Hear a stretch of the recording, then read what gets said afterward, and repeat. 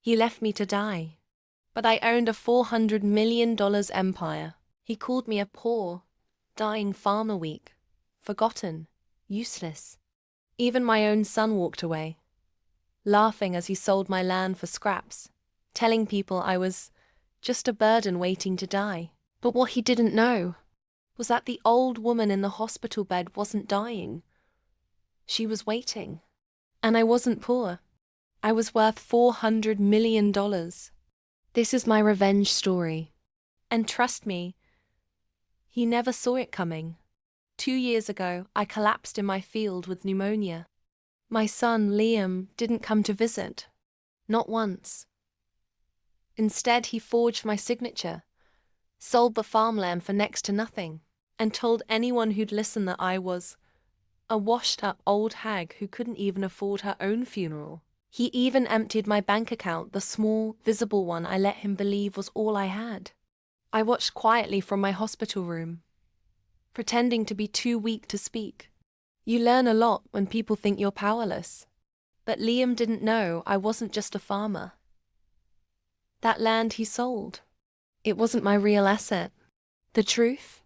I was the silent founder of Ivy Tech Biosystems, a biotech company, now worth $400 million. I'd built it in my 40s under a pseudonym, invested wisely, and let my name fade away while the company soared. Why the secrecy? Because I wanted freedom. I wanted peace. And I trusted Liam would never need it. Clearly, I was wrong. The moment I was discharged, I didn't go home. I went to my private legal team. The deed to the farm?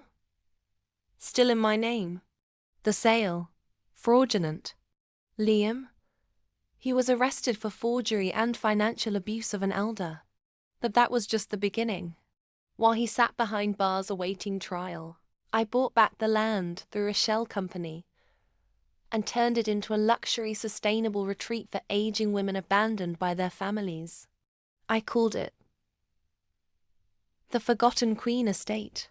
Next, I took control of Ivy Tech, stepping into the spotlight at the annual shareholder meeting, cane in hand, in a tailored suit.